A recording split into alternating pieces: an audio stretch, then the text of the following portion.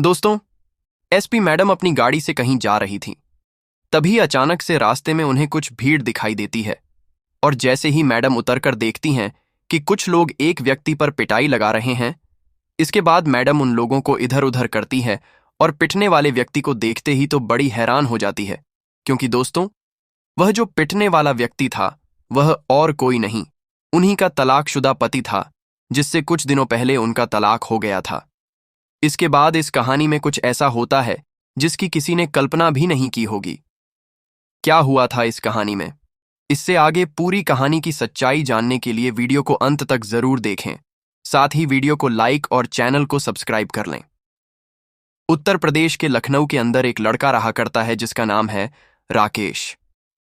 राकेश के पास ढेर सारी जमीन जायदाद है, रुपए पैसों की उसे कोई भी दिक्कत नहीं है और वह शादी के योग्य भी हो गया है। यानी कि जो कुछ उसे पढ़ाई करनी थी वह पढ़ाई लिखाई तो उसने कर ली है और उसके बाद अब उसकी शादी का समय आ गया है, तो उसके माता पिता उसके लिए लड़की ढूंढते हैं और ढूंढते ढूंढते उन्हें एक लड़की मिल भी जाती है। लड़की का नाम होता है नीतू, जो कि गाजियाबाद की रहने वाली है और पढ़ी लिखी है। उसने ग्रेजुएशन कर ली है और ग्रेजुएशन करने के बाद उसके माता पिता उसके लिए भी शादी के लिए लड़का ढूंढने लगते हैं। तो दोनों के घर वालों को एक दूसरे का रिश्ता पता चल जाता है और उसके बाद दोनों की एक दूसरे से शादी तय कर दी जाती है, क्योंकि नीतू के माता पिता के पास भी ठीक ठाक जमीन जायदाद थी और इधर जो राकेश है उसके पास भी ठीक ठाक जमीन जायदाद है। तो इसके बाद वह लोग दोनों की शादी करा देते हैं और शादी होने के बाद नीतू राकेश के घर में पहुंच जाती है। वहां जाने के बाद अच्छी तरह से राकेश के घर को संभालने लगती है। नीतू का पति राकेश नीतू से प्यार किया करता है और उसकी हर छोटी मोटी इच्छाओं की पूर्ति किया करता है। इसके बाद एक दिन अचानक से नीतू की एक फ्रेंड, जो कि पढ़ने लिखने में काफी ज्यादा होशियार थी और वह पढ़ लिख कर एक बड़ा अधिकारी बन गई थी, वह उससे मिलने के लिए आती है। और जैसे ही वह उससे मिलने के लिए आती है तो उसके ठाठ बांट देखकर नीतू के दिल में भी बड़ा अधिकारी बनने की इच्छा जाग जाती है, क्योंकि उस टाइम पर जब वह दोनों पढ़ा करती थीं तो नीतू उस लड़की से ज्यादा होशियार थी, लेकिन आज वह एक बड़ी अधिकारी है और नीतू ऐसे ही घर के चूल्हे चौके में रह गई है। तो इस बात को सोचकर वह सोचने लगती है कि क्यों ना मैं भी पढ़ाई लिखाई करूं और पढ़ाई लिखाई करने के बाद मैं भी आईपीएस ऑफिसर बन जाऊं। इसके बाद जब उसकी सहेली वहां से चली जाती है तो वह अपने पति से इस बारे में बात करती है। कहती है कि देखो, यह मेरी सहेली है और यह पढ़ाई लिखाई में मुझसे कमजोर थी, लेकिन आज एक बड़ी अधिकारी है और मैं ऐसे ही घर के अंदर काम धंधा करती हुई रह गई हूं। इसके बाद उसके पति पूछने लगते हैं कि बताओ फिर तुम क्या चाहती हो। तो वह कहती है कि मैं भी एक बड़ा अधिकारी बनना चाहती हूं, जो कुछ यह कर सकती है वह मैं भी कर सकती हूं। अब इस बात को सुनने के बाद जो राकेश होता है वह उससे कहने लगता है कि यह तो बड़ी अच्छी बात है, लेकिन उसके लिए मुझे माता पिता से आज्ञा लेनी होगी, क्योंकि रुपया पैसा तो हमारे पास काफी है, लेकिन एक पद की कमी थी। अगर तुम बड़ा अधिकारी बन जाती हो तो उस कमी की भी पूर्ति हो जाएगी। ऐसा कहकर राकेश नीतू की बात मानने के लिए तैयार हो जाता है और नीतू भी इस बात को सुनकर बड़ी खुश हो जाती है, क्योंकि उसकी सास उसे बहुत प्यार किया करती थी और वह सोचती है कि सास तो मना करेगी नहीं और ना ही ससुर जी माना करेंगे। इसके बाद जब राकेश अपने माता पिता से पूछता है कि नीतू पढ़ना चाहती हूं, तो उसकी माँ की भौं चढ़ जाती है। लेकिन जब बेटा बताता है कि मैं भी यही चाहता हूं कि वह पढ़ाई लिखाई करें और पढ़ लिख कर एक बड़ा अधिकारी बने, तो माँ को मजबूरन अपने बेटे का कहा मानना पड़ता है, क्योंकि राकेश अपने घर की इकलौती संतान है और वह लोग किसी भी तरह से उसे परेशान नहीं देखना चाहते। इसी वजह से माँ भी कह देती है कि कोई बात नहीं बेटा, अगर ऐसी बात है तो यह पढ़ाई लिखाई कर लेगी, घर का काम ही कितना है, उसे मैं अपने आप कर लिया करूंगी।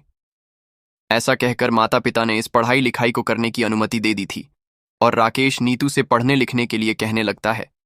इसके बाद जब नीतू कोचिंग के लिए बोलने लगती है तो राकेश उसकी इस बात के लिए भी एग्री हो जाता है और कहता है कि ठीक है, अगर ऐसी बात है तो बताओ कौन से कोचिंग सेंटर में तुम्हें एडमिशन लेना है और इसके लिए कितना पैसा खर्च आएगा। यह बात देखकर नीतू अपने पति से और भी ज्यादा प्यार करने लगती है, क्योंकि वह किसी भी बात के लिए मना नहीं करता है और वह सोचने लगती है कि ऐसा जीवन साथी मिलना बड़ा ही मुश्किल है। इसके बाद जो राकेश होता है नीतू का एक कोचिंग में एडमिशन करा देता है और उसे पढ़ने लिखने के लिए छोड़ देता है। घर का पूरा काम सास किया करती और नीतू वहां पर रहकर पढ़ाई किया करती। धीरे धीरे समय बीतता है और समय के साथ साथ 1 साल बीत जाता है। लेकिन इस बार जब नीतू ने एग्जाम दिया था तो पहली बार में ही वह रह गई थी और उसका प्री एग्जाम तक भी क्वालिफाई नहीं हुआ था। अब इस बात को देखने के बाद नीतू थोड़ी सी मायूस होती है और उसके बाद अपने पति से कहने लगती है कि इस बार तो मेरा रह गया है, लेकिन दोबारा से मैं इसको जरूर कर दूंगी और कोई भी कैसी भी दिक्कत नहीं है। अब इस बात को उसका पति तो मान जाता है, यानी कि राकेश तो इस बात के लिए एग्री हो गया था। लेकिन जो नीतू की सास थी वह कहने लगती है कि इस तरह से कैसे होगा, मैं कब तक घर का काम करूंगी बहू, ये तेरे बस की पढ़ाई लिखाई नहीं है। अगर तू इसमें थोड़ा बहुत भी करती तो हम मान लेते, लेकिन यह चीज तुझसे नहीं हो पाएगी। नीतू अपनी सास से रिक्वेस्ट करने लगती, कहती कि माँ जी आप चिंता मत करो, इस बार में मैं पक्का कर दूंगी। मैंने खूब सारी मेहनत की है और जब मेरी सहेली कर सकती है तो मैं इस टेस्ट को क्यों नहीं कर सकती। दरअसल नीतू को पढ़ाई छोड़े हुए 2 साल हो गए थे और इन 2 सालों के गैप की वजह से ही उसके साथ यह सब कुछ हो रहा था। इसके बाद जैसे तैसे करके वह अपने ससुराल वालों को मना लेती है और दोबारा से इस टेस्ट की तैयारी करने लगती है। इधर जो पति राकेश होता है वह कहता है कि नीतू यह लास्ट बार है, अगर इस बार में होता है तो ठीक है, उसके बाद फिर तुम घर का काम धंधा ही देख लेना, उसके बाद तुम्हें यह टेस्ट करने की जरूरत नहीं है। नीतू इन सभी बातों के लिए हामी भर लेती है और धीरे धीरे 1 और साल बीत जाता है। अब जैसे ही दूसरे अटेम्प्ट के प्री एग्जाम का रिजल्ट आता है तो नीतू को पता चलता है कि उसने प्री एग्जाम क्वालिफाई कर लिया है और उसके बाद अब उसे मेन की तैयारी करनी थी। इसके बाद नीतू मेन की तैयारी करने लगती है और उसके पति उसे और भी ज्यादा अप्रिशिएट करने लगते हैं। कहते हैं कि शाबाश नीतू, मेरे हिसाब से तू उसे जरूर कर लेगी और यह दूसरा एग्जाम भी तू आराम से क्वालिफाई कर लेगी।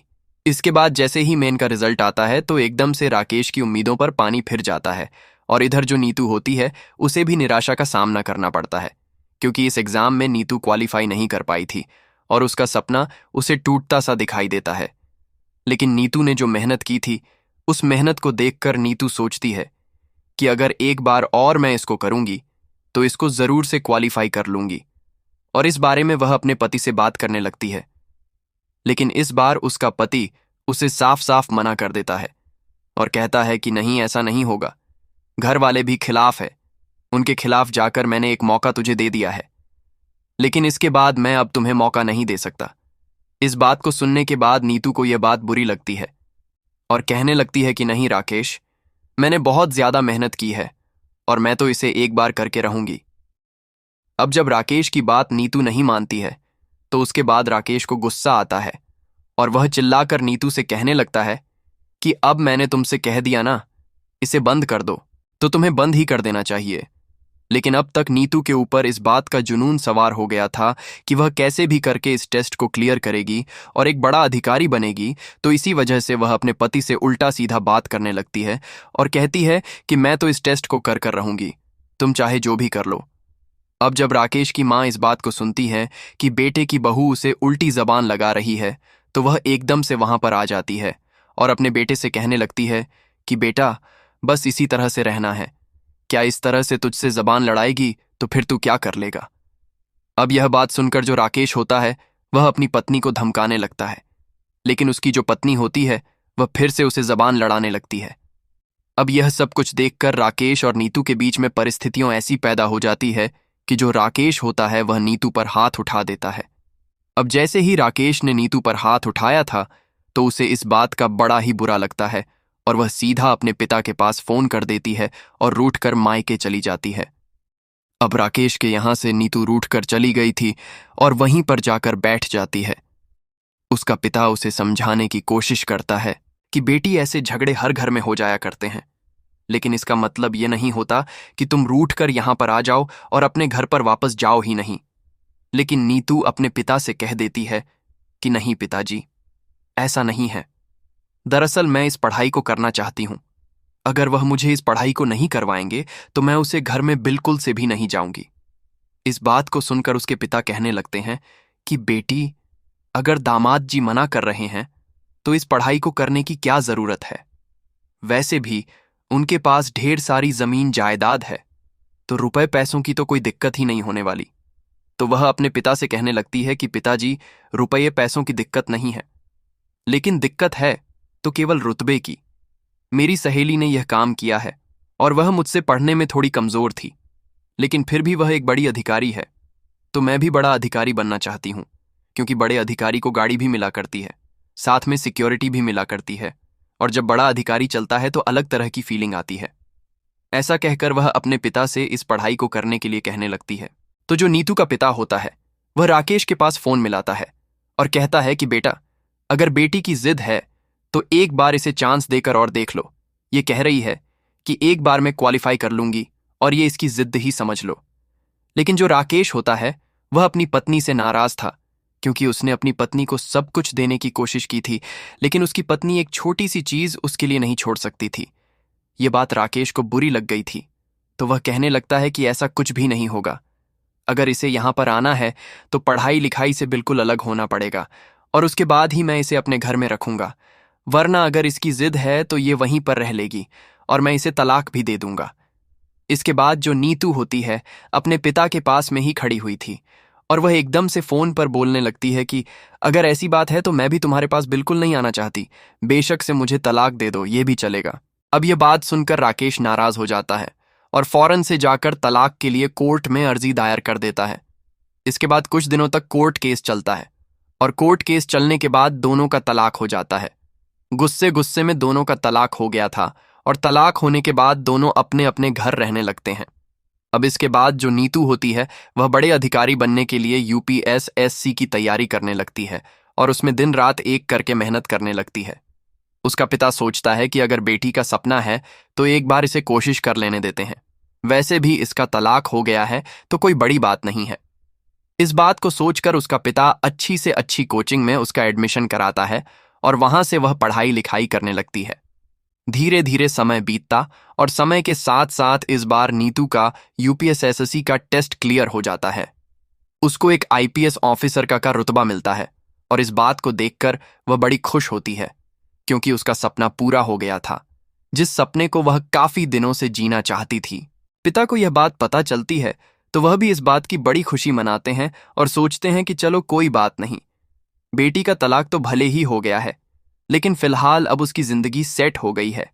ऐसा सोचकर पिता अपने आप को संतुष्ट करता है, और इसके बाद जो बेटी होती है वह ट्रेनिंग करने के लिए चली जाती है। ट्रेनिंग करने के बाद जब उसकी पोस्टिंग होती है तो उसे लखनऊ की पोस्टिंग मिलती है, और वहां पर जाकर वह कार्यभार को संभालने लगती है। जैसे ही वह इस कुर्सी पर बैठती है जिसके लिए उसके पति ने और उसने काफी सारे सपने देखे थे, एकदम से उसकी आंखों से आंसू छलकने लगते हैं और अपने पति की सारी बातें याद आ जाती हैं।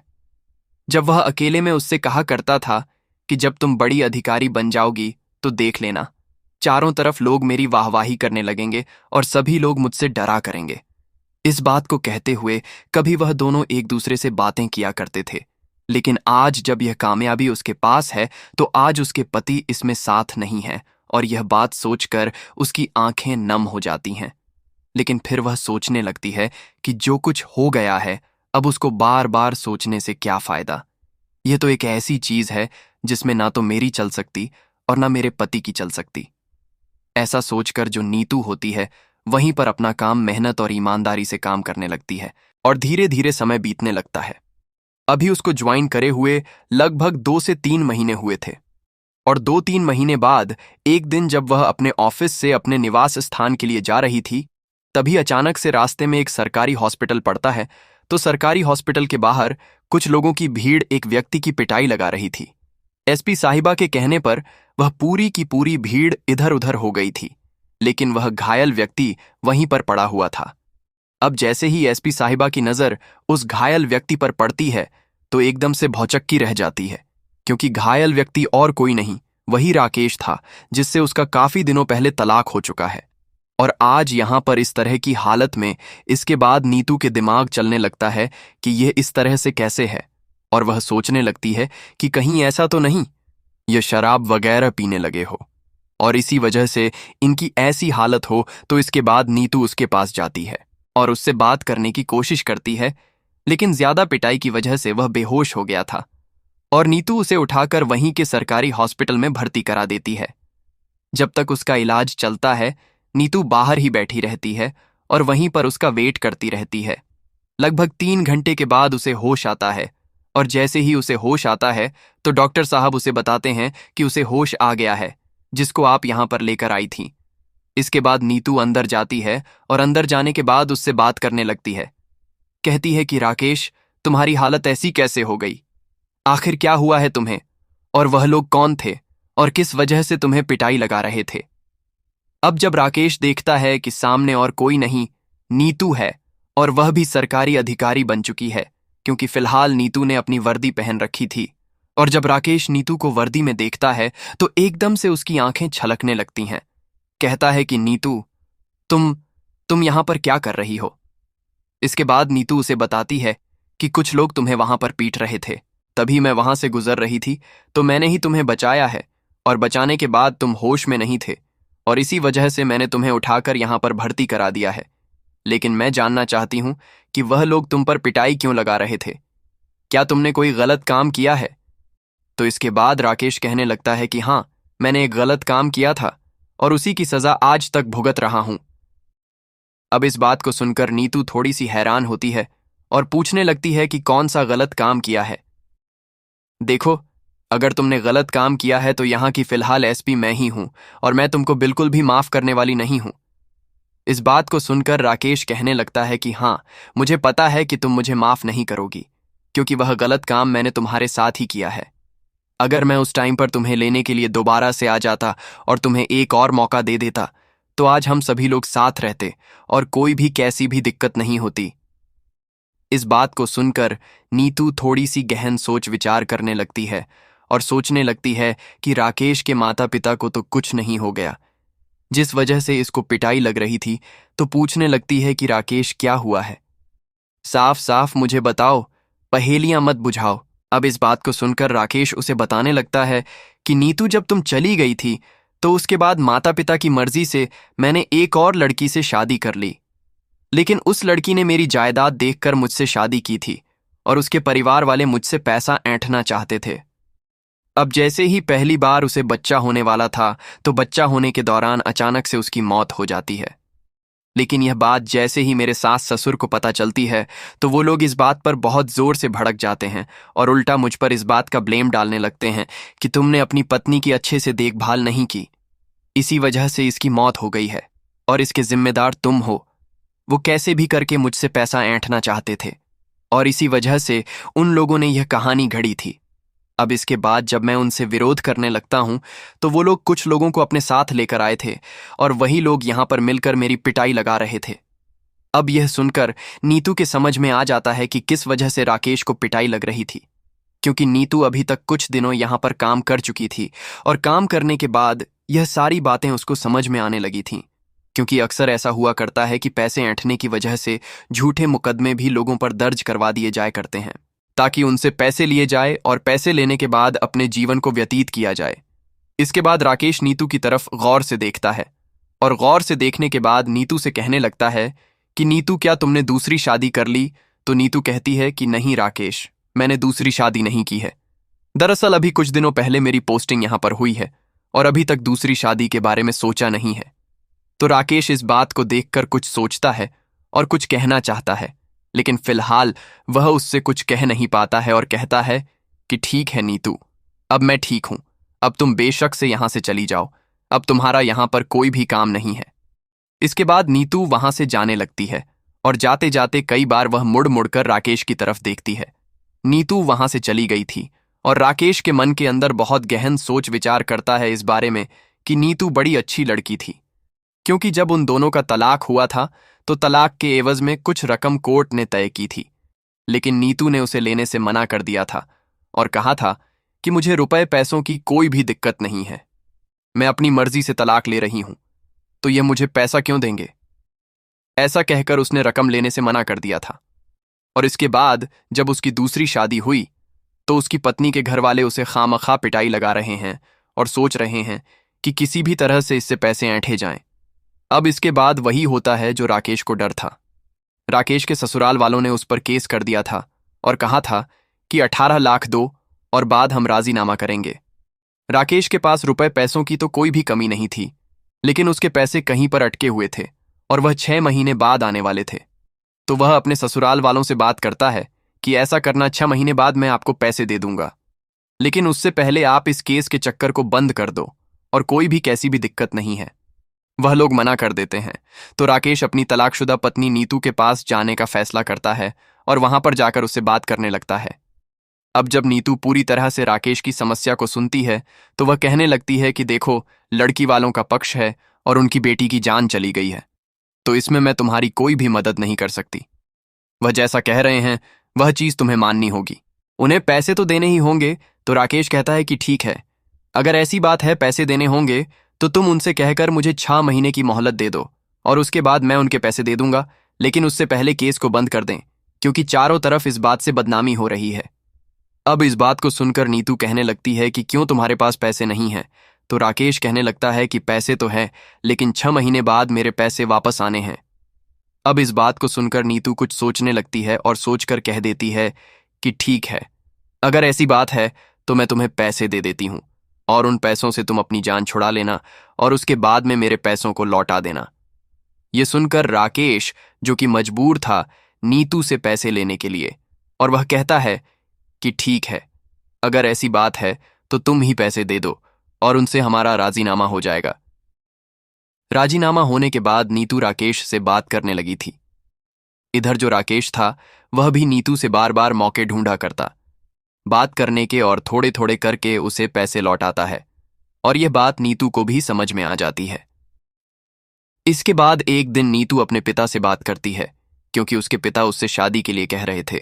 तो नीतू कहती है कि पिताजी, क्यों ना मैं उसी लड़के से शादी कर लूं जिससे मेरा तलाक हो गया था, क्योंकि जिस दूसरी लड़की से उसकी शादी हुई थी उसकी तो मौत हो चुकी थी और उसका बच्चा भी इसी डिलीवरी के दौरान इस दुनिया को छोड़कर जा चुका था। और उसका पिता जब इस बात को सुनता है तो वह भी इस बात के लिए एग्री करता है। 2 दिन बाद उसका पिता सीधा राकेश के घर पहुंच जाता है और वहां जाकर दोबारा से अपनी बेटी की शादी की बात करने लगता है।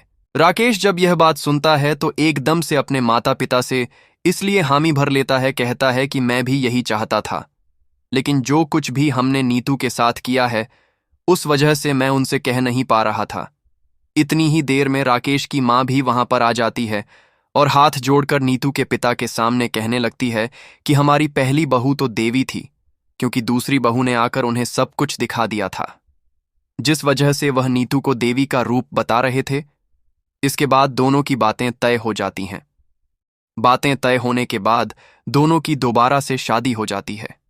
शादी होने के बाद अब दोनों एक दूसरे के साथ हंसी खुशी अपना जीवन व्यतीत कर रहे हैं, और अब उस घर के अंदर पैसे के साथ साथ एक सरकारी पोजीशन भी है, जिसकी वजह से सभी लोग राकेश की गांव में इज्जत करने लगते हैं। जिनको भी इस बात के बारे में पता चलता है कि इस तरह से हुआ था, तो लोगों को बड़ा ही आश्चर्य होता है कि इस तरह से कैसे हो गया। तो प्यारे दोस्तों, यह थी हमारी आज की कहानी। अगर आपको वीडियो अच्छी लगी हो तो इसे लाइक करें। साथ ही इस वीडियो के बारे में अपनी कीमती राय कमेंट बॉक्स में जरूर बताएं। नए आने वाले लोग चैनल को सब्सक्राइब कर ले। मिलते हैं किसी नई वीडियो में। धन्यवाद। जय हिंद, जय भारत।